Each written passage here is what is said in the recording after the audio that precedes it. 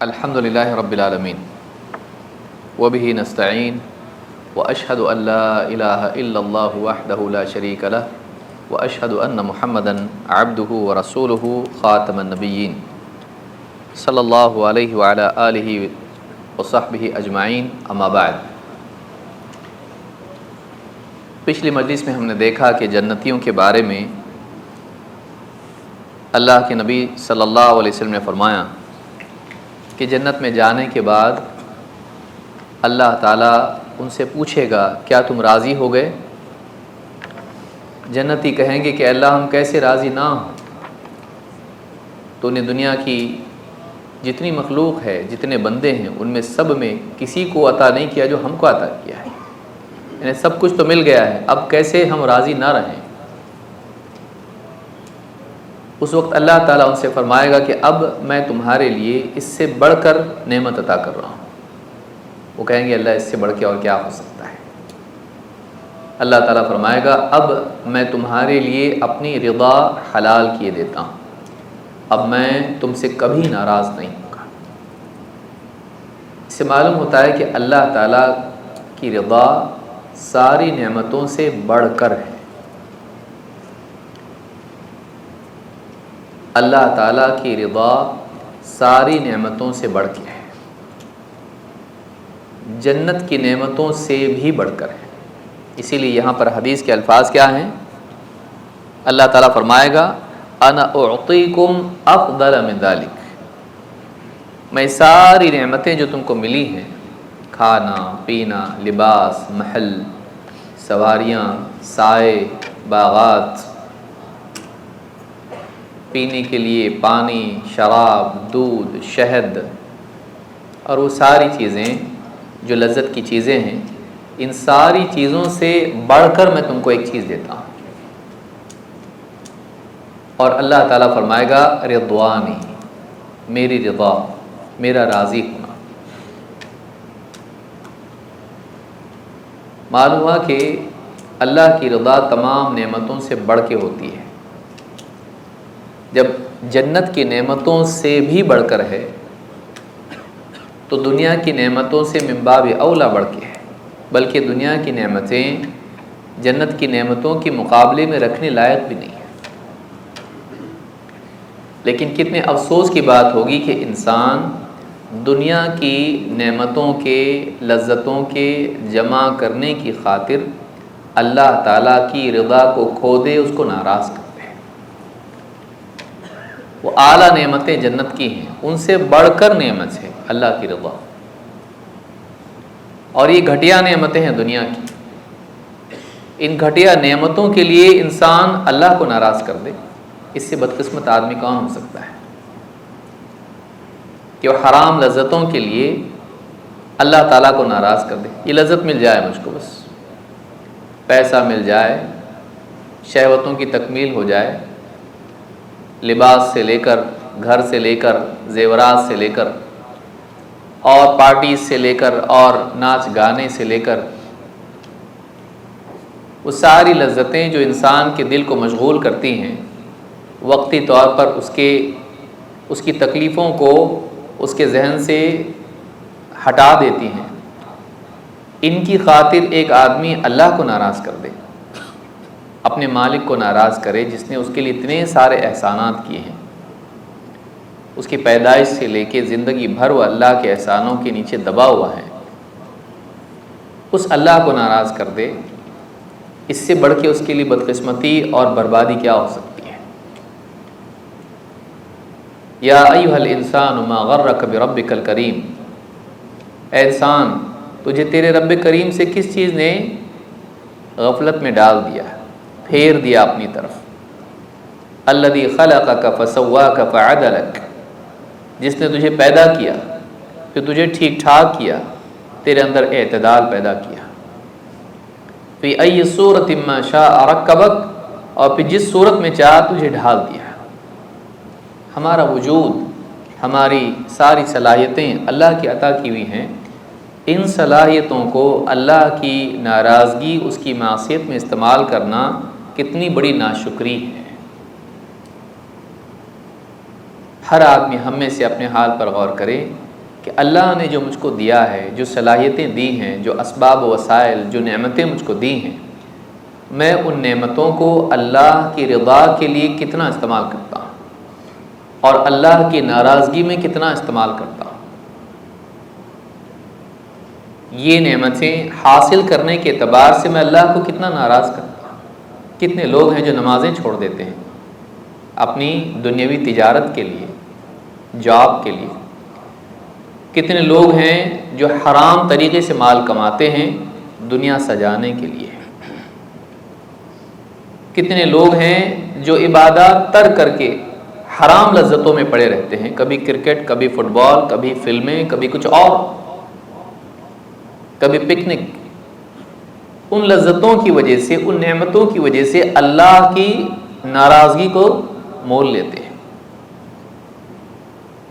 انسان کی بدبختی ہے کہ وہ اعلیٰ اور ادنا میں فرق نہ کر پائے، گھٹیا اور اعلیٰ میں فرق نہ کر پائے، اور وہ گھٹیا کو پانے کے لیے اعلیٰ کو قربان کرتے ہیں۔ یہ بنی اسرائیل کا مزاج ہے کہ آسمان سے عطا کیے جانے والے من و سلوہ کو چھوڑ کر زمین سے اگنے والی بدبودار چیزوں کو چن لے۔ جب انسان کا مزاج بگڑ جاتا ہے تو وہ گھٹیا کو پانے کے لیے اعلیٰ کو قربان کر دیتا ہے۔ اللہ کی رضا ایسی نہیں ہے کہ جس کو انسان کھوئے۔ وہ بادشاہ کی رضا ہے، وہ بادشاہ جو بڑا سخی ہے، کریم ہے، جس کی حکومت ہر چیز پر ہے، جس کی قدرت ایسی ہے کہ جو چاہے کرے، اس کے بالمقابل کوئی نہیں ہے۔ عطا کرنے پر آئے تو کوئی روک نہیں سکتا ہے، اور اگر نہ دینا چاہے تو سب مل کے بھی وہ چیز عطا نہیں کر سکتے۔ اور اس کی رضا کے ساتھ ملنے والی چیز میں برکت ہوتی ہے، چاہے وہ تھوڑا کیوں نہ ہو، اور اگر وہ ناراض ہو جائے تو کثرت کو بھی قلیل بنا دیتا ہے۔ ہم نعمتوں کو پانے کے لیے، چیزوں کو پانے کے لیے ہم رب العالمین کو کھو دیں، اس سے بڑھ کے انسان کے لیے کھونا کیا ہو سکتا ہے کہ وہ اللہ کو کھو دے، اللہ کی رضا سے محروم ہو جائے اور دنیا کی ساری چیزیں پالے۔ اللہ کی رضا سے محرومی سزا ہے۔ جنتیوں کو اللہ تعالیٰ اپنی رضا عطا فرمائے گا کہ یہ نعمتوں سے بڑھ کر ایک نعمت ہے، اللہ راضی ہے، ہمارا رب ہم سے راضی ہے۔ اور اس اعتبار سے بھی کہ مومن کا جو دل ہوتا ہے اس میں ہمیشہ اس چیز کی فکر ہوتی ہے اللہ مجھ سے راضی ہے کہ نہیں ہے۔ میں جس حال میں ہوں، میں کھا رہا ہوں، پی رہا ہوں، خوش ہوں، لیکن میرا رب مجھ سے راضی ہے کہ نہیں۔ اس کو کیسے چین آ سکتا ہے کہ مالک ناراض ہو اور یہ انجوائے کر رہا ہو، اس کا مالک اس سے ناراض ہو اور یہ لذتوں میں پڑا ہوا۔ دنیا میں بھی کوئی آدمی، بادشاہ اگر اس سے ناراض ہے، پولیس اس کے پیچھے پڑی ہوئی ہے، کیا اس کو لذت ملے گی چیزوں میں؟ کہ اللہ ناراض ہے، اس کو کبھی بھی چاہے سزا دے سکتا ہے اور وہ دنیا میں انجوائے کر رہا ہے۔ اس سے بڑا جاہل کون ہو سکتا ہے؟ پہلا کام مالک کو راضی کرنا ہے۔ مومن کے دل میں ہمیشہ اس بات کی فکر ہوتی ہے میرا مالک مجھ سے ناراض نہیں ہونا چاہیے، اللہ مجھ سے ناراض نہیں ہونا چاہیے۔ چیزیں آتی ہیں جاتی ہیں، ملنا کھونا چلتا رہتا ہے، سب کھو سکتے ہیں، رب کو نہیں کھو سکتے۔ سب کو کھو سکتے ہیں، رب کو نہیں کھو سکتے ہیں۔ اسی لیے آپ دیکھیے ابراہیم علیہ السلام نے سب کو کھونا برداشت کر لیا رب کی خاطر۔ نبی صلی اللہ علیہ وسلم صحابہ اپنا مال و متاع، اپنے گھر جائیداد سب کھو دیا اللہ کی خاطر۔ اسی لیے ابن قیم رحمۃ اللہ علیہ فرماتے ہیں کہ ہجرت زندگی بھر چلتی رہتی ہے، ایک چیز کو کھو کے دوسری چیز پانے کے لیے، کہ انسان زندگی بھر کچھ نہ کچھ کھوتا رہتا ہے کچھ پانے کے لیے۔ اپنے آرام کو چھوڑ کے نماز کے لیے آنا، اپنے کھانے پینے کو چھوڑ کے روزہ رکھنا، اپنے علاقے کو چھوڑ کے حج و عمرہ کے لیے آنا، محنت سے کمائے ہوئے مال کو اپنے ہاتھ سے چھوڑنا تاکہ اللہ راضی ہو، اور پھر زندگی بھر محرمات کو چھوڑنا تاکہ اللہ تعالیٰ اس سے بہتر نعمت جنت میں عطا فرمائے۔ چھوڑنا زندگی بھر چلتا رہتا ہے اللہ کی خاطر. مقصود کیا ہے؟ اللہ راضی ہو جائے، ہمارا رب ہم سے راضی ہو. جنت میں جنتیوں سے اللہ تعالیٰ یہ اعلان کرے گا اب میں تم سے راضی ہوں، کبھی ناراض نہیں ہوگا. کیونکہ جو ٹینشن زندگی بھر ان کو تھا اللہ تعالیٰ ان سے وہ پریشانی دور کر دے گا. اب تم کو فکر کرنے کی ضرورت نہیں. دنیا میں بہت فکر کرتے تھے اللہ راضی ہے کہ نہیں، اللہ مجھ سے راضی ہو جا، اللہ مجھ سے راضی ہو جا. تو زندگی میں دنیا میں تمہاری یہی فکر سب سے بڑی تھی نا. لو اب میں تم سے راضی ہو گیا، اب میں ہمیشہ تم سے راضی رہوں گا، کبھی ناراض نہیں. ایک حدیث میں اللہ کے نبی صلی اللہ علیہ وسلم فرماتے ہیں ان اذا دخل اہل الجنۃ الجنہ یقول اللہ عز وجل هل تشتهون شیئا فازیدکم. اللہ تعالیٰ اپنے بندوں سے محبت کے ساتھ شفقت کے ساتھ پوچھے گا هل تشتهون شیئا فازیدکم، کیا تمہاری کچھ چاہت ہے کہ میں اور بڑھاؤں؟ کچھ کم پڑ رہا ہے، کوئی اور چیز رہ گئی کہ میں تم کو عطا کروں؟ تمہاری چاہت کچھ رہ گئی کہ میں اور بڑھاؤں نعمتوں کو کہ تم راضی ہو جاؤ، تمہاری چاہت پوری ہو جائے. فَيَقُولُونَ رَبَّنَا وَمَا فَوْقَ مَا أَعْطَيْتَنَا، وہ کہیں گے اے ہمارے رب جو کچھ تو نے دیا ہے اس سے اوپر اور کیا ہو سکتا ہے. وہ خوش ہوں گے، وہ راضی ہوں گے. رضی اللہ عنہم ورضوا عنہ، اتنا اللہ عطا کرے گا ان کو کہ وہ راضی رہیں گے. اللہ پوچھے گا اس سے بڑھ کے اور کچھ چاہیے؟ کچھ کم پڑ رہا ہے؟ چاہت کوئی اور ہے جو تمنا پوری نہیں ہوئی؟ کہیں گے اللہ اور کیا ہے، اس سے بڑھ کے اور کیا ہو سکتا ہے؟ یقول رضوانی اکبر، اللہ فرمائے گا میری رضا اس سے بڑھ کے ہے، میرا راضی ہونا بندوں سے یہ اس سے بھی زیادہ بڑھ کر ہے. امام حاکم اور ابن حبان نے اس کو روایت کیا ہے. قرآن کریم میں اللہ تعالیٰ فرماتا ہے وَرِضْوَانٌ مِّنَ اللَّهِ اکبر. جنت کی نعمتوں کو ذکر کیا اللہ تعالیٰ نے اور اس کے بعد میں فرمایا اور اللہ کی رضا اس سے بڑھ کے ہے. نعمتوں کے مقابلے میں بڑی نعمت اللہ کی رضا ہے. ابن حجر رحمہ اللہ فرماتے ہیں وَكُلُّ مَنْ عَلِمَ أَنَّ سَيِّدَهُ رَاضٍ عَنْهُ كَانَ أَقَرَّ لِعَيْنِهِ وَأَطْيَبَ لِقَلْبِهِ مِنْ كُلِّ نَعِيمٍ، کہ ہر وہ شخص غلام جو اس بات کو جانے کہ میرا مالک مجھ سے راضی ہے، اس کے لیے آنکھوں کی ٹھنڈک کا سامان ہوتا ہے، اس کے دل کا سکون ہوتا ہے اور اس کے دل کے لیے بہت ہی عمدہ خیال ہوتا ہے ساری نعمتوں کے مقابلے میں. یہ غلام ہو اور مالک اس سے کہے کہ میں تجھ سے راضی ہوں، ناراض نہیں ہوں، باقی سب کو دے رہا ہوں بہت کچھ لیکن ان سے کوئی خاص معاملہ میرا نہیں ہے، بس دے رہا ہوں ان کو، لیکن تو میرا خاص ہے، تجھ کو نہ بھی دوں تو میں تجھ سے راضی ہوں. وہ غلام زیادہ خوش ہوتا ہے چاہے اس کو نہ ملے. کیوں؟ اس لیے کہ مالک میرا ہے. چاہے چیزیں مجھے نہ ملیں، مجھے چیزوں والا مل گیا. بادشاہ کا ملنا نعمتوں کے ملنے سے زیادہ بڑی چیز ہے. اللہ کا راضی ہونا یہ ہے کہ اب میں کبھی ناراض نہیں ہوں گا، تو کسی بھی حال میں ہو کچھ بھی کرے میں تجھ سے راضی ہوں. یہ دل کا سکون ہے. تو جنتیوں کو یہ نعمت ملے گی جنت میں جانے کے بعد. اللہ تعالیٰ فرماتا ہے وعد اللہ المؤمنین والمؤمنات، اللہ نے وعدہ کر رکھا ہے ایمان والے مردوں کے ساتھ اور ایمان والی عورتوں کے ساتھ بھی. صرف مردوں کے لیے وعدہ نہیں بلکہ قرآن کریم میں جتنے بھی وعدے ہیں آخرت کے بلکہ دنیا کے بھی، یہ صرف مردوں کے لیے نہیں ہے، یہ عورتوں کے لیے بھی ہے. دینداری مردوں کے لیے ہے تو عورتوں کے لیے بھی ہے. ایمان اگر مردوں کے لیے تو عورتوں کے لیے بھی ہے. تقوی اگر مردوں کے لیے تو عورتوں کے لیے بھی ہے. احکام الگ الگ ہیں لیکن مقاصد ایک ہی ہیں. اللہ تعالیٰ نے ایمان والے مردوں اور عورتوں کے لیے اس بات کا وعدہ کیا ہے جنات تجری من تحتها الانہار خالدین فیہا، ان کے لیے ایسے باغات ہیں جن میں نیچے نہریں بہتی ہیں، ان باغات میں نہریں بہتی ہیں.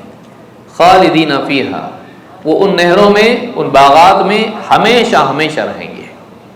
ومساکن طیبۃ فی جنات عدن، اور ان کے لیے ایسے مسکن، ایسی رہائش گاہیں، ان کے لیے ایسے گھر ہیں جنت میں، جنات، کون سی جنتیں ہیں؟ فی جنات عدن، ہمیشہ رہنے والی جنتوں میں، ایسی جنتیں، ایسے باغات جو ہمیشہ رہیں گے۔ ورضوان من اللہ اکبر، اور اللہ کی طرف سے ملنے والی رضا یہ زیادہ بڑی چیز ہے ان نعمتوں کے مقابلے میں، ان باغات سے، ان نہروں سے، ان گھروں سے بڑھ کر ہے اللہ کی رضا۔ ذالک هو الفوز العظیم، یہ عظیم الشان کامیابی ہے۔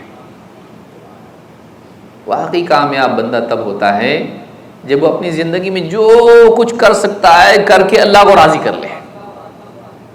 اور اس سے معلوم ہوتا ہے کہ صحابہ کا کتنا بڑا اونچا مقام ہوگا جن کے لیے دنیا ہی میں اللہ تعالیٰ نے وعدہ کر دیا، اللہ اس سے راضی ہو گیا۔ دنیا ہی میں اللہ تعالیٰ نے، خصوصاً آپ دیکھیے بدری صحابہ کے بارے میں، دنیا ہی میں کہا جو کرنا ہے کر لو، اب اللہ تم سے، تمہاری مغفرت ہو گئی۔ کیسے اعلیٰ لوگ ہوں گے وہ۔ مومن کی زندگی کا مقصد یہ ہونا چاہیے، یہ نہیں رشتہ دار خوش ہو جائیں، فلاں خوش ہو جائے، بچے بیوی خوش ہو جائیں، کمپنی کا باس خوش ہو جائے، فلاں سماج خوش ہو جائے۔ سب کو خوش کرنے میں، اس کے چکر میں انسان رب کو ناراض کرنے لگ جاتا ہے۔ نکاح میں، جنازوں میں، دعوتوں میں، زندگی کے مختلف مراحل میں آدمی لوگوں کو خوش کرتے کرتے کرتے کرتے اتنا زوال کا شکار ہو جاتا ہے کہ اللہ کو ناراض کر لیتا ہے۔ عقل مند آدمی ایسا نہیں کرتا ہے، وہ اللہ کی رضا کو سب پر مقدم رکھتا ہے۔ جنت کی نعمتوں سے بھی بڑھ کے اللہ کی رضا ہے۔ تو دنیا کی نعمتوں کے مقابلے میں کیا ہے؟ رضا بہت بڑی چیز ہے۔ دنیا کی نعمتیں اس کے مقابلے میں کچھ بھی نہیں ہے، لوگوں کی رضا اس کے مقابلے میں کچھ نہیں ہے۔ سارے لوگ دنیا کے، ان کی رضا کے مقابلے میں میرے مالک کی رضا ہونی چاہیے۔ ورضوان من اللہ اکبر، اللہ تعالیٰ کی رضا سب سے بڑی چیز ہے۔ ذالک الفوز العظیم، یہ سب سے بڑی کامیابی ہے۔ حدیث نمبر 6557، عن انس بن مالک رضی اللہ عنہ عن النبی صلی اللہ علیہ وسلم قال یقول اللہ تعالی لأہون اہل النار عذابا یوم القیامہ، فرماتے اللہ کے نبی صلی اللہ علیہ وسلم نے فرمایا کہ اللہ تعالیٰ قیامت کے دن سب سے ہلکے عذاب والے سے کہے گا، پیچھے بھی یہ حدیث گزر چکی ہے، سب سے کم تر عذاب جس کو، ہلکا عذاب جس کو ہوگا، اس سے کہے گا لو ان لک ما فی الارض من شیء اکنت تفتدی بہ، زمین بھر کے ساری چیزیں، زیب و زینت کی نعمتیں، سب کچھ تیرے پاس اگر آج ہوتا تو کیا تو اس کو اپنے فدیے میں، اپنے بدلے میں دیتا؟ فیقول نعم، وہ کہے گا ہاں میں دیتا اس کو، اپنی جان بچانے کے لیے، اپنے آپ کو جہنم سے بچانے کے لیے جو کچھ بھی دنیا میں ہے سب کچھ بھی میرے پاس ہوتا تو میں دے دیتا۔ فیقول اردت منک اہون من ھذا، میں نے، میری چاہت، میری طلب تجھ سے اس سے بھی کم چیز تھی، اس سے آسان چیز تھی۔ وانت فی صلب آدم، جب تو آدم علیہ السلام کی صلب میں تھا، پیٹھ میں تھا، ابھی پیدا نہیں ہوا تھا۔ من بین الصلب والترائب، انسان پیدا ہوتا ہے تو وہیں سے اس کی شروعات ہوتی ہے، باپ کی پیٹھ سے، ریڑھ کی ہڈی سے۔ اللہ تشرک بی شیئا، میں نے تجھ سے یہی چاہا تھا کہ تو میرے ساتھ کسی کو شریک نہ کرے۔ فابیت الا ان تشرک بی، لیکن تو مانا نہیں۔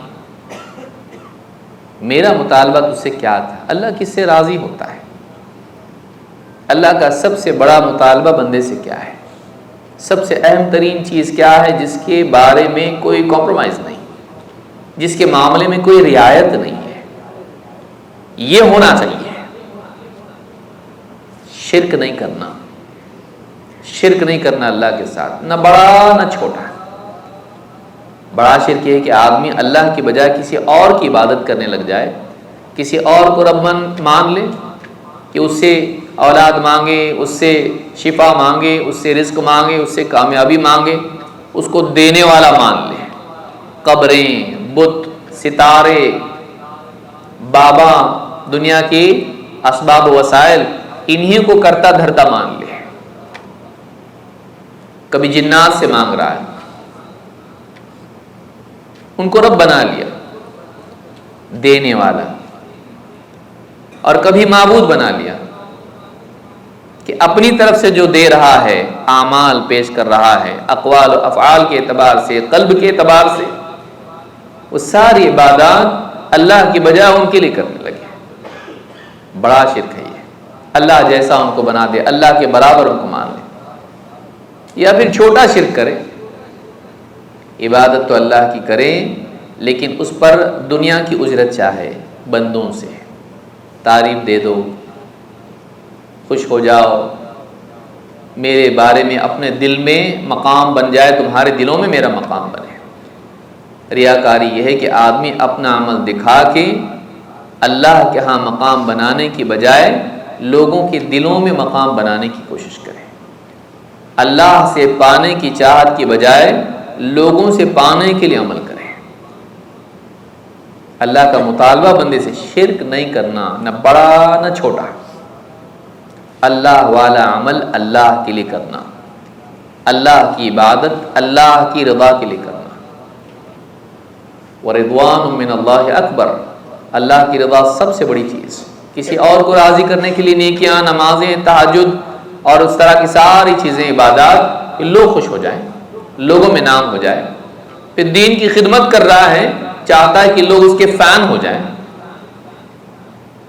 فالوورز ہو جائیں اس کے، لوگ دنیا مل جائے، دنیا میں عزت شہرت اس کو مل جائے۔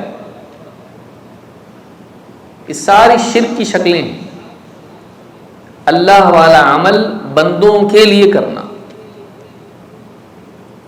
جو کام اللہ کے لیے خالص کرنا چاہیے تھا اس میں خلوص نکل جائے، اس میں مخلوق کی رضا شامل ہو جائے، مخلوق کے لیے دکھاوا شامل ہو جائے، مخلوق کی تعریف ان کے دلوں میں جگہ بنانے کے چاہت دل میں ہو جائے، سب لوگ مجھے چاہیں، سب پیار کرنے والے ہو جائیں مجھ سے، سب مجھے بڑا مانیں، سب مجھے اچھا مانیں، سب کی زبان پر میری تعریف ہو۔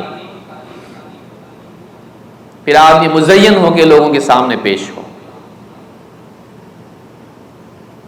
وہ مزین ہو کے لوگوں کے سامنے آئے تاکہ لوگ عش عش کرتے رہ جائیں، کیا زبردست ہے، پلٹ پلٹ کے لوگ اس کو دیکھیں، یہ دین کی خدمت کرنے والا ہے، انہوں نے مسجد بنائی ہے، انہوں نے مدرسوں کا بہت تعاون کیا ہے، یہ لوگوں کو دعوت دیتے ہیں، ان کے ہاتھ پہ اتنے مسلمان ہوئے، ان کے ذریعے اتنی شرکیات بدعات میں سے نکلے، یہ فلاں صاحب ہیں، بڑے علم والے ہیں۔ آدمی دنیا میں اللہ والے عمل سے بندوں کو خوش کرنا چاہتا ہے،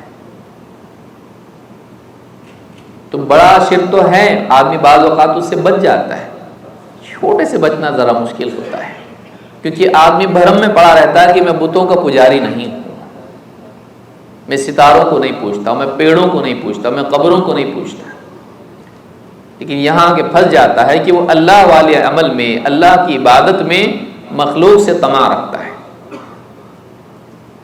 تو کہا کہ فَيَقُولُ أَرَدْتُ مِنْكَ أَهْوَنَ مِنْ هَذَا، میں تو اس سے کمتر چاہتا تھا، اتنا بڑا مشکل کام تھوڑی نہ تھا تیرے لیے۔ وَأَنْتَ فِي صُلْبِ آدَمَ أَلَّا تُشْرِكَ بِي شَيْئًا فَأَبَيْتَ إِلَّا أَن تُشْرِكَ بِهِ، میں چاہتا تھا کہ تو میرے ساتھ شرک نہ کرے۔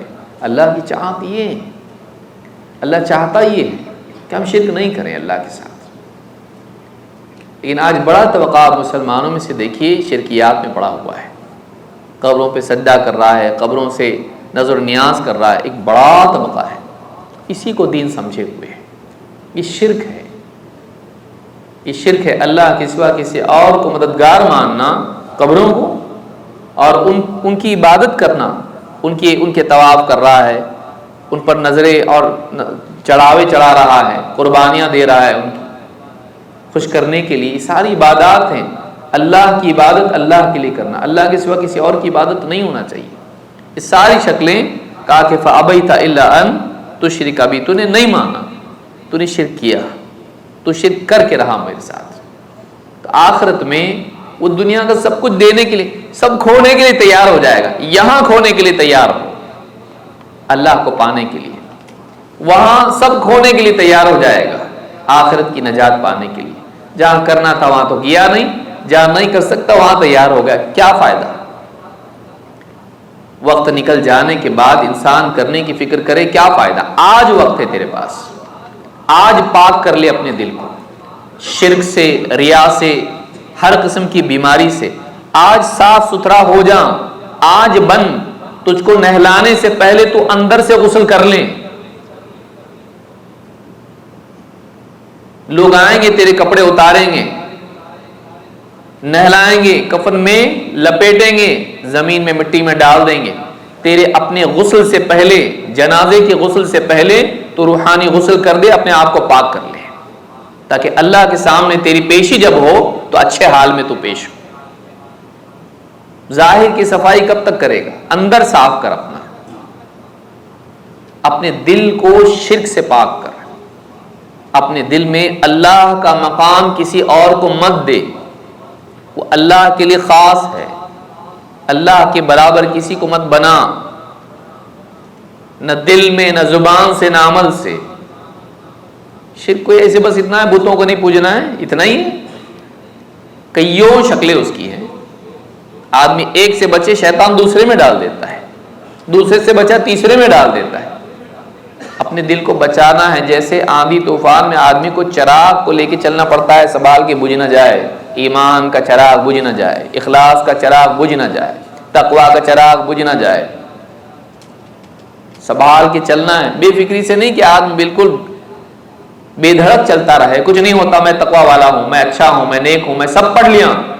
تو پڑھ لیا، بنا کیا تو نے پڑھا ہے، تجھ کو معلوم ہے، تو بنا کیا ویسا جیسا بننا چاہیے تھا؟ بنا نہیں تو تجھ سے معلوم ہے تجھ کو. تو قیامت کے دن آدمی تیار ہو جائے گا سب کچھ کھونے کے لیے، دنیا بھر کی ساری زیب و زینت چھوڑنے کے لیے، صرف اس وجہ سے کہ مجھے جہنم سے بچنا ہے. آج کرنا ہے. یہ نہیں کہ آدمی بھی بچوں کو چھوڑ دے، اپنی تجارت چھوڑ دے، اپنے مال و متاع کو چھوڑ دے. نہیں، اس کی محبت دل میں اللہ کی محبت پر غالب نہ ہونے دے. اللہ کو کھونے پر راضی نہ ہو، چیزوں کے کھونے کے لیے تیار ہو جائے. اپنے دل کو اس بات پر آمادہ کرے آدمی. ایسا آدمی عقل مند ہے. اگلی حدیث میں اللہ کے نبی صلی اللہ علیہ وسلم کے صحابی نعمان بن بشیر فرماتے ہیں، عن النعمان بن بشیر قال سمعت النبی صلی اللہ علیہ وسلم یقول ان اهون اهل النار عذابا يوم القیامة رجل على اخمص قدميه جمرتان. اللہ کے نبی صلی اللہ علیہ وسلم کے صحابی نعمان بن بشیر کہتے ہیں، اللہ کے نبی صلی اللہ علیہ وسلم کو میں نے فرماتے سنا کہ جہنم میں قیامت کے دن جہنم میں سب سے ہلکا عذاب یہ ہوگا کہ ایک شخص کو ایسی جوتیاں پہنائی جائیں گی کہ اس کے اندر اس کے لیے انگارے رکھے جائیں گے. اس کے قدموں تلے انگارے ہوں گے، دونوں قدموں تلے. یغلی منہما دماغہ کما یغلی المرجل والقمقم. اور وہ حرارت جو قدموں کے نیچے آگ اس کے لیے ہوگی، اس سے اتنی تکلیف اس کو ہوگی کہ اس کی حرارت کی وجہ سے اس کا دماغ کھولے گا. جیسے کوئی سراہی یا کوئی برتن ہوتا ہے، کوئی دیگچی ہوتی ہے، اس میں سالن کھت کھت کھت پک رہا ہوتا ہے، اس کا دماغ ایسا پک رہا ہوگا، اس کی وجہ سے کھول رہا ہوگا جیسے کوئی سالن بن رہا ہو. جیسے سراہی ہوتی ہے اس میں پانی گرم کیا جاتا ہے، یا کیٹلی ہوتی ہے، یا جیسے کوئی اور برتن ہوتا ہے، ہانڈی ہوتی ہے، اس میں جیسے سالن پکتا ہے دماغ اس کا ایسے پکے گا. حرارت پاؤں کے ذریعے سے دماغ تک اس کو تکلیف اتنی زیادہ ہوگی. یہ سب سے ادنا عذاب ہوگا. تو معلوم ہے کہ جو جہنم میں جائے گا اس سے کم عذاب اس کے لیے نہیں ہے. اللہ ہم سب کی حفاظت فرمائے. آدمی آج اللہ کی نافرمانی کر رہا ہے، گناہ کر رہا ہے اور توبہ نہیں کر رہا ہے. وہ اللہ کے فرائض کو نظر انداز کر رہا ہے، کرنے کے کام نہیں کر رہا ہے، نہیں کرنے کے کام کر رہا ہے. اگر ایک لمحے کے لیے، ایک دن کے لیے، ایک گھنٹے کے لیے بھی وہ جہنم میں چلا جائے، یہ عذاب سب سے کم تر ہے کہ آگ کی جوتیاں پہنائی جائیں، اتنا گرمی، اتنی تکلیف، ایسی اس کو اذیت پہنچے کہ اس کا دماغ ہانڈی میں سالن کی طرح کھولنے لگے. یہ عذاب ہوگا، سب سے ادنا عذاب ہے. بتائیے اس سے بڑھ کے جو عذاب ہوگا وہ کتنا ہوگا. اس سے جو زیادہ عذاب ہوگا وہ کتنا ہوگا؟ آدمی گرمی کے دنوں میں مسجد کے صحن میں باہر بغیر جوتیوں کے نہیں چل سکتا ہے. دھوپ کی وجہ سے فرش اتنا گرم ہو جاتا ہے کہ اس پر قدم رکھ کے آدمی کھڑا نہیں ہو سکتا ہے. بغیر جوتیوں کے آدمی کھڑا نہیں ہو سکتا، بلکہ بعض اوقات تو جوتی اور چپل بھی دھوپ میں رہ کے اور قدم نیچے سے گرمی اتنی محسوس ہوتی ہے کہ وہ تکلیف اس کو ہوتی ہے. بتائیے براہ راست اس کو اگر اس کے قدموں تلے آگ کے انگارے ہوں، اور وہ بھی انگارہ دنیا کا نہیں، جہنم کا، یہاں کی آگ کے مقابلے میں قُلْ نَارُ جَهَنَّمَ أَشَدُّ حَرًّا، کہو کہ جہنم کی آگ اس کے مقابلے میں زیادہ سخت ہے. یہاں کی آگ نہیں ہے، وہاں کی آگ ہے. اس آگ سے کتنی تکلیف ہوگی آدمی کو. کس کو تکلیف ہوگی؟ جس نے دنیا میں لذتیں اڑائیں، وہ لذتیں جو اللہ کو پسند نہیں تھی. جس نے دنیا میں وہ کام کیا جو اس کو نہیں کرنا چاہیے تھا.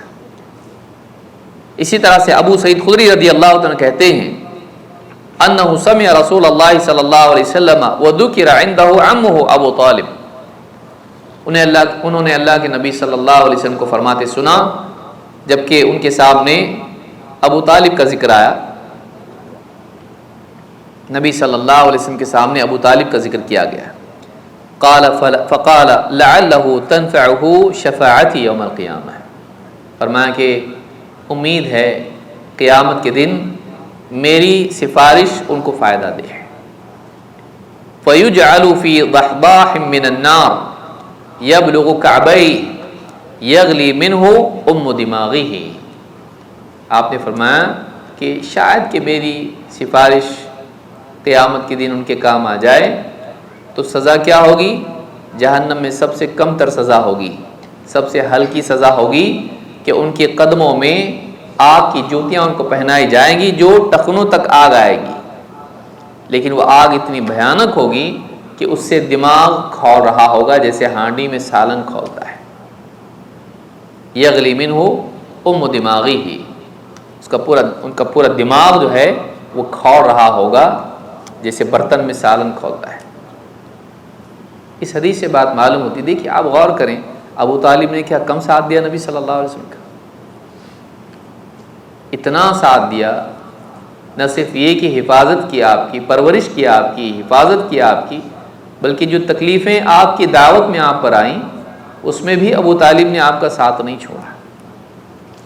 بائیکاٹ ہوا تو ابو طالب ساتھ میں تھے. اتنی قربانی، اتنی تکلیف اٹھا کے بھی ایمان نہیں، شرک. نبی کا تعاون نبی کی رشتہ داری کی وجہ سے تھا، دینداری کی وجہ سے نہیں. ایمان نہیں لائے. آخری وقت میں اللہ کے نبی صلی اللہ علیہ وسلم گئے، کہا اے چچا لا الہ الا اللہ کا اقرار کرو، میں قیامت کے دن آپ کی سفارش کروں گا. لیکن ساتھ والے دوست عبداللہ ابن ابی امیہ اور ابو جہل کہتے رہے ابو طالب باپ دادا کے دین کو چھوڑ دو گے؟ اترغب عن ملت عبد المطلب، عبد المطلب کی دین سے پھر جاؤ گے؟ آخری بات جو کہی وہ یہ، میں اپنے باپ عبد المطلب کے دین پر ہوں. اور اسی حال میں موت ہو گئی اور توحید کی دعوت قبول نہیں کی، توحید قبول نہیں کی. اور اللہ تعالیٰ نے نبی صلی اللہ علیہ وسلم کو مغفرت کی دعا کرنے سے بھی منع کر دیا. انسان کے پاس اس کا اپنا ایمان نہ ہو تو نبی کا تعلق بھی اس کو نہیں بچا سکتا ہے، نبی کی سفارش بھی نہیں بچا سکتی ہے، چاہے اس نے بڑے بڑے کارنامے انجام دیے. کسی بھی اعتبار سے دین کے کام آ جانا یہ نجات کے لیے کافی نہیں ہے. انسان کے عقیدے اور ایمان کا صحیح ہونا بھی ضروری ہے. آج بہت سارے لوگ ملی اعتبار سے، سماجی اعتبار سے کئی خدمات انجام دیتے ہیں لیکن عقیدہ صحیح نہیں ہے، کفریہ عقائد پر ہیں، شرکیہ عقائد پر ہیں. یہ اتنی بھیانک چیز ہے کہ انسان کی پکڑ اس پر ہو سکتی ہے، اور ایسی پکڑ کی ساری نعمتیں، ساری نیکیاں برباد. لئن اشرکت لیحبطن عملک، اگر تو نے شرک کیا تیرا سارا کیا کرایا عمل برباد ہو جائے گا۔ نیکیوں کی بربادی عقائد صحیح نہیں، اپنے عقائد کی اصلاح کرنا چاہیے، اپنے ایمان کی حفاظت کرنا چاہیے۔ ہم مال کی حفاظت کرنا جانتے ہیں، اپنے ایمان کی حفاظت کرنا کتنا جانتے ہیں، اپنے دل کی حفاظت کرنا کتنا جانتے ہیں۔ تجوری کی حفاظت ہم برابر کرتے ہیں، لیکن اپنے دل کی حفاظت کتنی کرتے ہیں؟ ابو طالب اتنا ساتھ دیے لیکن کیا ہوا؟ ایمان قبول نہیں کیا، نبی کی دعوت قبول نہیں کی، حق قبول نہیں کیا، توحید قبول نہیں کی، شرک پر ہی خاتمہ ہوا۔ اللہ تعالیٰ نے نہ صرف یہ کہ مغفرت نہیں کی، نبی صلی اللہ علیہ وسلم کو دعا کرنے سے بھی منع کر دیا، دعا بھی نہیں کرنا ان کے لیے۔ اتنا گھناؤنا سنگین جرم ہے کہ نبی کے لیے گنجائش ہی نہیں کہ دعا کریں۔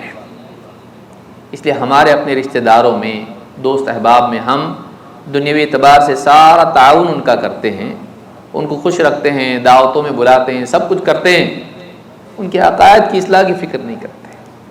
بعض اوقات تو ماں باپ، دادا دادی، نانا نانی، بھائی بہن اور کتنے لوگ ہوتے ہیں، ہر اعتبار سے آدمی ان کے لیے سب کچھ کرتا ہے تاکہ خوش ہو جائیں، لیکن اللہ ان سے خوش ہو جائے اس کے لیے ان کی اصلاح نہیں کرتا، ان کو عقیدہ صحیح نہیں سکھاتا۔ وہ اپنی زندگی میں پڑے رہتے ہیں، یہ ان کے لیے ساری چیزیں پرووائڈ کرتا ہے، لیکن ان کو وہ چیز پرووائڈ نہیں کرتا ہے جو واقعی ان کی نجات کے لیے ضروری ہے۔ ابو طالب کو دیکھیے، نبی صلی اللہ علیہ وسلم آخری وقت بھی گئے، دنیا سے جانے کا وقت ہے، توحید پہ چلا جائے آدمی، جو ہوا ہوا، اب آخری وقت ہے، آخری وقت میں تو مان لو چچا میں اللہ کے پاس سفارش کروں گا، نہیں مانے ہو۔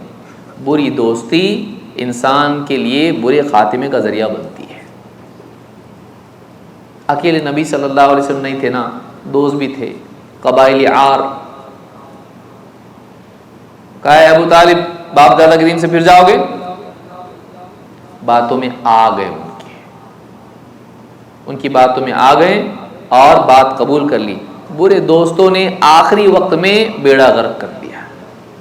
دوستی کو بھی یاد رکھیں، بروں کو دوست مت بنائیے، ایسے دوستوں کو جو آپ کو دینداری سے دور کریں، حق کی قبولیت میں رکاوٹ بن جائے۔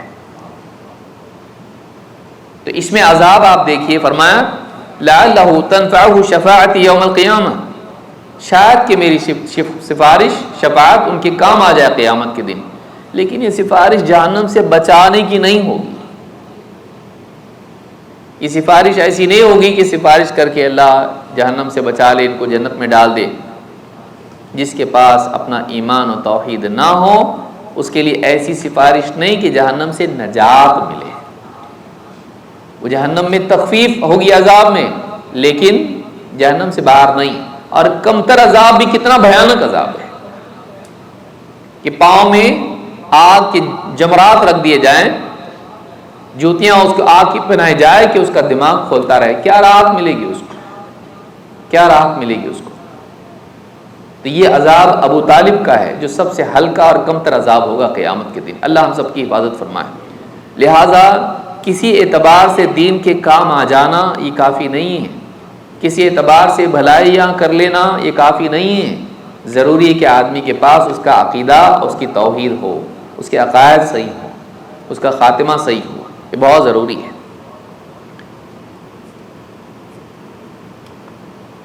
حدیث نمبر 6565 عن انس رضی اللہ عنہ قال، انس رضی اللہ تعالیٰ فرماتے ہیں قال رسول اللہ صلی اللہ علیہ وسلم یجمع اللہ الناس یوم القیامہ، اللہ تعالیٰ قیامت کے دن لوگوں کو جمع فرمائے گا۔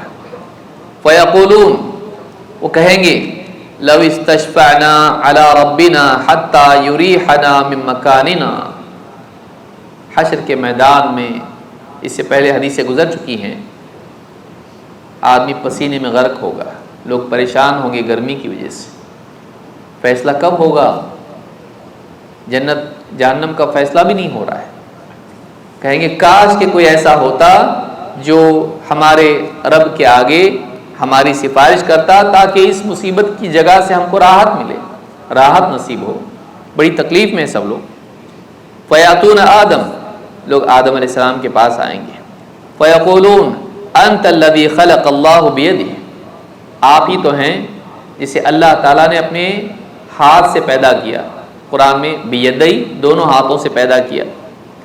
وَنَفَخَ فِيهِ مِن رُوحِهِ وَنَفَخَ فِيكَ مِن رُوحِهِ اور آپ کے اندر اپنی روح اللہ تعالیٰ نے پھونکی. وَأَمَرَ الْمَلَائِكَةَ فَسَجَدُوا لَكَ اور فرشتوں کو حکم دیا تو انہوں نے آپ کو سجدہ کیا. فَاشْفَعْ لَنَا عِندَ رَبِّنَا ذرا ہمارے لیے اپنے رب کے ہاں سفارش تو کیجیے، اس مصیبت سے حشر کی تکلیف سے نجات ملے. فَيَقُولُ لَسْتُ هُنَاكُ وہ کہیں گے نہیں میں نہیں کر سکتا یہ. وَيَذْكُرُ خَطِيئَتَهُ اور اپنی خطا کو یاد کریں گے، اپنی لغزش کو یاد کریں گے. اللہ نے پھل پیڑ کے قریب جانے سے منع کیا تھا لیکن پھر بھی میں گیا اور پھل کھایا. وہ یاد کر کے کہیں گے نہیں میں نہیں کر سکتا، یعنی وہ خود ڈر رہے ہوں گے کہ کیسے جاؤں میں. وَيَقُولُ ائْتُ نُوحًا کہیں گے جاؤ نوح علیہ السلام کے پاس. اول رسول بعثہ اللہ وہ پہلے رسول ہیں جنہیں اللہ تعالیٰ نے لوگوں کی طرف مبعوث کیا ہے. پہلے نبی آدم، پہلے رسول نوح. فَيَأْتُونَا فَيَقُولُ لَسْتُ هُنَاكُمْ وہ نوح علیہ السلام کے پاس جائیں گے سفارش کیجئے کچھ. حشر کے میدان کی تکلیف سے اللہ ہم کو راحت دے دے، فیصلہ ہو جائے جو بھی ہونا ہے، اس مصیبت سے نکلیں ہم لوگ. کہیں گے میں نہیں کر سکتا ہے. وَيَذْكُرُ خَطِيئَتَهُ وہ اپنی خطا کو یاد کریں گے، اپنی لغزش کو یاد کریں گے. ایک روایت میں ہے يَذْكُرُ سُؤَالَهُ رَبَّهُ مَا لَيْسَ لَهُ بِعِلْمٌ فَيَسْتَحِي انہوں نے بیٹے کے لیے جو کفر پر خاتمہ ہوا، غرق ہو گیا، اس کے لیے اللہ تعالیٰ سے مغفرت طلب کی تھی تو وہ حیا کریں گے نہیں میں نے ایک ایسی چیز مانگی تھی جو وحی کے مطابق نہیں تھی. بغیر علم کے اللہ سے ایسی چیز مانگی جو نہیں مانگنی چاہیے تھی تو میں نہیں کر سکتا. اب ائتوا ابراہیم الذی اتخذہ اللہ خلیلا بلکہ تم ابراہیم علیہ السلام کے پاس جاؤ جنہیں اللہ تعالیٰ نے اپنے خلیل بنایا تھا. فیأتونہ وہ ابراہیم علیہ السلام کے پاس جائیں گے. فیقول لست ہناکم ویذکر خطیئتہ ابراہیم علیہ السلام کہیں گے میں نہیں کر سکتا یہ میں نہیں کر سکتا میں سفارش کے لیے آگے نہیں بڑھ سکتا. اور وہ اپنی لغزش کو یاد کریں گے. ایک روایت میں ہے یذکر خطیئتہ التی اصاب ثلاث کذبات 3 باتیں جو خلاف واقعہ انہوں نے کہی تھیں اور ایسی باتیں تھیں جس میں سچ جھوٹ دونوں کی گنجائش ہوتی ہے. ایسے کلمات استعمال کیے تھے کہ میں بیمار ہوں جب ان کو کہا گیا چلو ہمارے ساتھ میلے میں، یا بدھ کے بارے میں کہا اس نے ان کے ساتھ یہ کیا ہے سارے بت توڑ دیے ہیں، یا بادشاہ کے پاس جب گئے تو بیوی کے بارے میں کہا کہ یہ کیا ہے، بیوی سے کہا کہ یہ کہہ دینا کہ میری بہن ہے، دینی بہن ہے لیکن بیوی ہے. انما المؤمنون اخوہ لیکن وہ دینی اعتبار سے ہوتا ہے لیکن بیوی ہے وہ. تو بچنے کے لیے اس طرح سے بات کی تفصیل اس کی ہے جو کہ ایک اعتبار سے حقیقت ہے اور ایک اعتبار سے نہیں ہے. بظاہر وہ نہیں ہے لیکن الفاظ کے اعتبار سے ہے، حقیقت میں نہیں ہے. ایک پہلو سے ہے ایک پہلو سے نہیں ہے. تو اس طرح سے انہوں نے توریہ جس کو کہتے ہیں یہ استعمال کیا. تو وہ کہیں گے کہ میں نہیں کر سکتا. ائتوا موسیٰ الذی کلمہ اللہ بلکہ تم موسیٰ کے پاس جاؤ جس سے اللہ تعالیٰ نے کلام کیا. فیأتونہ وہ موسیٰ علیہ السلام کے پاس آئیں گے. فیقول لست ہناکم وہ کہیں گے نہیں میں بھی یہ کام نہیں کر سکتا. فیذکر خطیئتہ وہ اپنی لغزش کو یاد کریں گے. ایک روایت میں ہے ویذکر خطیئتہ التی اصاب قتلہ الرجل کہ قبطیوں میں سے فرعونیوں میں سے ایک شخص کو مار دیا تو مر ہی گیا، قتل ہو گیا ان کے ہاتھ سے، جس کی وجہ سے انہیں چھوڑنا پڑا مصر، مدین چلے گئے جان بچا کر. تو کہا کہ میں نے قتل کیا تھا ایک، میں اگرچہ وہ خطا والا قتل تھا جان بوجھ کے قتل نہیں تھا، لیکن کہیں گے کہ مجھے آج کیونکہ بعض اوقات اللہ کا واقعی نیک بندہ ہوتا ہے جو ایسی چیزوں پر بھی ڈرتا ہے جس پر پکڑ نہیں ہوتی ہے لیکن اسے اپنی پکڑ کا احساس ہوتا ہے. جتنا تقویٰ قوی ہوتا ہے چھوٹی چیزیں بھی بڑی دکھائی دینے لگتی ہیں. اور اللہ اس دن اتنا غصے میں ہوگا کہ کبھی اتنا غصے میں نہیں تھا. تو یہ ایسی ایسی چیزوں پہ بھی ڈر رہے ہوں گے جس میں واقعی پکڑ نہیں ہے. گھر میں بھی آپ دیکھیے، گھر کا بڑا جب غصے میں ہوتا ہے تو جس نے غلطی نہیں کی وہ بھی ڈر رہا ہوتا ہے اب سزا ملے گی.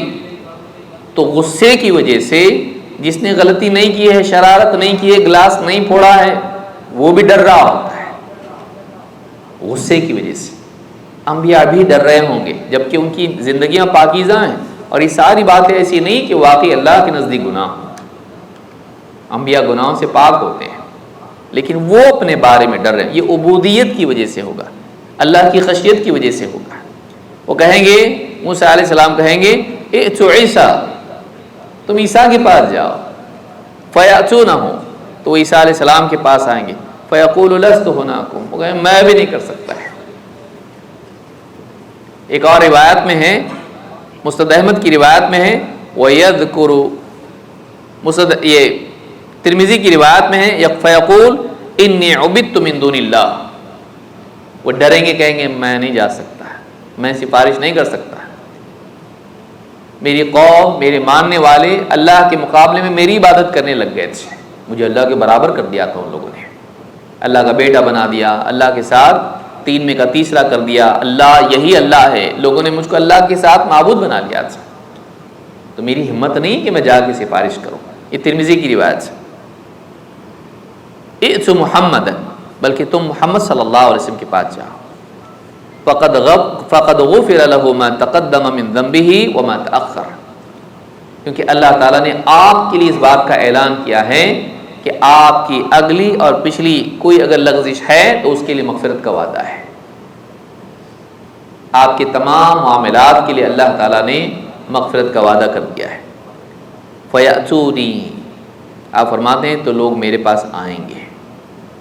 فاستأذن علی ربی، میں اپنے رب سے اجازت طلب کروں گا. فاذا رأیتہ وقعت ساجدا، جب میں اپنے رب کا دیدار کروں گا تو فوراً سجدے میں گر جاؤں گا. فیدعونی ما شاء اللہ، اللہ مجھے اسی حال میں رہنے دے گا جب تک اللہ چاہے گا. سجدے میں پڑے ہوئے ہیں، اجازت لے کے سجدے میں گئے. ثم یقال لی ارفع رأسک، پھر مجھ سے کہا جائے گا سر اٹھائیے، اپنا سر اٹھائیے. سل تعطا، سل تعطا، مانگیے عطا کیا جائے گا. وقل یسمع، اور کہیے آپ کی بات سنی جائے گی. واشفع تشفع، سفارش کیجیے آپ کی سفارش قبول کی جائے گی. فارفع رأسی، جب اللہ کی طرف سے کہا جائے گا میں سجدے سے اپنا سر اٹھاؤں گا. فاحمد ربی بتحمید یعلمنی، تو میں اللہ کی وہ تعریف بیان کروں گا اس دن جو اللہ مجھے سکھائے گا. آج میرے ذہن میں وہ نہیں ہے. اللہ اسی دن اسی وقت مجھے تلقین کرے گا، مجھے الہام کرے گا، مجھے عطا کرے گا جو اللہ سکھانا چاہے گا. ان کلمات کے ساتھ میں اللہ کی تعریف کروں گا. ثم اشفع فیحد لی حدا، پھر میں سفارش کروں گا تو اللہ تعالیٰ میری سفارش میں حد رکھ دے گا. ان کی سفارش ہو سکتی ہے، ان کی نہیں. ثم اخرجهم من النار، تو جو حد جتنی مقرر ہوگی ان لوگوں کو میں جہنم سے نکال لاؤں گا. وادخلهم الجنہ، اور انہیں جنت میں داخل کروا دوں گا. ثم اعود، پھر میں واپس لوٹوں گا. فاقع ساجدا مثله في الثالثة او الرابعة، 1 2 3 یا 4 بار میں اسی طرح سے لوٹوں گا اور اسی طرح سجدہ کروں گا، وہی ہوگا جو پہلی بار ہوا تھا. حتی ما بقی فی النار الا من حبسہ القرآن، یہاں تک کہ جہنم میں صرف وہی لوگ رہ جائیں گے جنہیں قرآن کے فیصلے نے روک دیا. کہ کفار، مشرکین، منافقین جہنم میں ہمیشہ رہیں گے، کبھی نکالے نہیں جائیں گے. جو قرآنی فیصلہ اللہ کا ہے وحی کے ذریعے سے دیا ہوا، اس فیصلے کی بنیاد پر رکنے والوں کو رک جانا پڑے گا. اب اس کے بعد بغیر توحید کے کوئی نکل نہیں سکتا ہے، توحید والا ہی نکل سکتا ہے. قتادہ رحمہ اللہ کہتے تھے، وَكَانَ قَتَادَةُ يَقُولُ عِنْدَ هَذَا أَيْ وَجَبَ عَلَيْهِ الْخُلُودُ، جس پر جہنم میں باقی رہنا لازم ہے۔ کفار، مشرکین اور منافقین یہ ہمیشہ ہمیشہ جہنم میں رہیں گے۔ اہل ایمان، اہل توحید یہ جہنم سے نکال دیے جائیں گے۔ اس سے معلوم ہوتا ہے توحید کتنی قیمتی ہے۔ اس سے معلوم ہوتا ہے کہ نبی کریم صلی اللہ علیہ وسلم کا کتنا اونچا مقام ہے کہ جس چیز سے انبیاء گھبرا رہے ہوں گے، آخر میں آ کے اللہ کے نبی صلی اللہ علیہ وسلم پر معاملہ ٹک جائے گا اور آپ سفارش کریں گے اور آپ کی سفارش قبول کی جائے گی۔ ابن عمر رضی اللہ تعالیٰ عنہ کہتے ہیں ان الناس یسیرون یوم القیامت جثا، قیامت کے دن لوگ گھٹنوں کے بل ہوں گے۔ کل امت تتبع نبیہا، ہر امت اپنے اپنے نبی کے پاس جائے گی، اس کے تابع ہوگی، اس کے پیچھے پیچھے ہوگی اور اس سے مطالبہ کرے گی۔ یقولون یا فلان اشفع یا فلان اشفع، کہیں گے اے فلاں ہماری سفارش کیجیے، اے فلاں ہماری سفارش کیجیے۔ امتیں اپنے انبیاء سے سفارش کی گزارش کریں گی۔ حتی تنتہی الشفاعۃ الی النبی صلی اللہ علیہ وسلم، یہاں تک کہ سفارش کا معاملہ ہوتے ہوتے ہوتے نبی صلی اللہ علیہ وسلم پر ختم ہو جائے گا۔ ہر ایک اس کو ٹال دے گا اور آخر میں معاملہ آپ پر آ کے رک جائے گا۔ فذلک یوم یبعثہ اللہ المقام المحمود، یہ وہ دن ہوگا جس دن اللہ کے نبی صلی اللہ علیہ وسلم کو اللہ تعالی مقام محمود پر فائز کرے گا۔ امام البخاری نے اس کو روایت کیا ہے۔ اللہ تعالیٰ نے قرآن کریم میں فرمایا عسیٰ ان یبعثک ربک مقاما محمودا، قریب ہے کہ آپ کا رب آپ کو مقام محمود پر فائز کرے۔ اسی لیے اللہ کے نبی صلی اللہ علیہ وسلم فرماتے ہیں المقام المحمود الشفاعہ، المقام المحمود الشفاعہ، یہ جو ذکر اللہ نے وعدہ کیا ہے کہ قریب ہے کہ آپ کا رب آپ کو مقام محمود پر فائز کریں، اس سے مراد اللہ کے نبی صلی اللہ علیہ وسلم فرماتے ہیں یہی وہ سفارش ہے۔ قیامت کے دن کوئی آگے نہیں بڑھے گا سفارش کے لیے۔ اس سے معلوم ہوتا ہے کہ انبیاء بھی ڈر رہے ہوں گے۔ وہ کتنا بھیانک دن ہوگا جس دن سارے بندوں میں سب سے نیک بندے اللہ تعالیٰ سے اپنی کسی نہ کسی بات پر ڈر رہے ہوں گے کہ کہیں اس کی پکڑ نہ ہو جائے، جبکہ ویسی کوئی بات نہیں ہوگی کہ ان کی پکڑ ہونے والی ہے۔ لیکن وہ دن اتنا بھیانک ہوگا اور عدل و انصاف کا احساس اتنا زیادہ ہوگا اور اللہ کا غصہ اتنا سخت ہوگا کہ انبیاء بھی ڈر رہے ہوں گے۔ اس دن کے بارے میں ہم بے فکر ہو جائیں، یہ کتنی بڑی بدبختی ہے کہ جس دن انبیاء پریشان ہو جائیں، انبیاء گھبرا رہے ہوں، انبیاء اللہ سے سفارش کرنے کے لیے پیچھے ہٹ رہے ہوں، اس دن کے بارے میں ہم ایسی لاپرواہی سے قیامت کے دن آنے والا ہے سورہ فاتحہ میں بار بار پڑھ رہے ہیں مالک یوم الدین، مالک یوم الدین، مالک یوم الدین، بدلے کے دن کا مالک، بدلے کے دن کا مالک۔ لیکن ہماری زندگی میں اس دن کی تیاری نہ ہو، ہم صرف کل کے جاب کی تیاری کر رہے ہوں، اگلے ہفتے پکنک کی تیاری کر رہے ہوں، اگلے مہینے شادیوں کی اور نہ جانے کتنی چیزیں رشتہ داروں کے اعتبار سے تیاری کر رہے ہوں، ہم کمپنی کے پروگرامز کی تیاری کر رہے ہوں، ہم اپنی زندگی میں 50 چیزوں کی تیاری کر رہے ہوں، لیکن موت کے بعد جو قیامت کا دن آنے والا ہے، جس دن انسان کے ہمارے ابدی مستقبل کا فیصلہ ہونے والا ہے، ہمیشہ ہمیشہ کے لیے ہمارے لیے فیصلہ ہوگا جنتی جہنمی کہاں رہے گئے، اس فیصلے کے دن کی تیاری ہم نہ کر رہے ہوں، اس سے بڑی ناسمجھی، بدبختی اور ناکامی کیا ہو سکتی ہے۔ اللہ رب العالمین ہم سب کو سمجھ عطا فرمائے۔ اس دن کی تیاری ضروری ہے۔ وَلْتَنظُرْ نَفْسٌ مَّا قَدَّمَتْ لِغَدٍّ، تم میں سے ہر ایک دیکھ لے کہ وہ اپنے کل کے لیے کیا آگے بھیج رہا ہے۔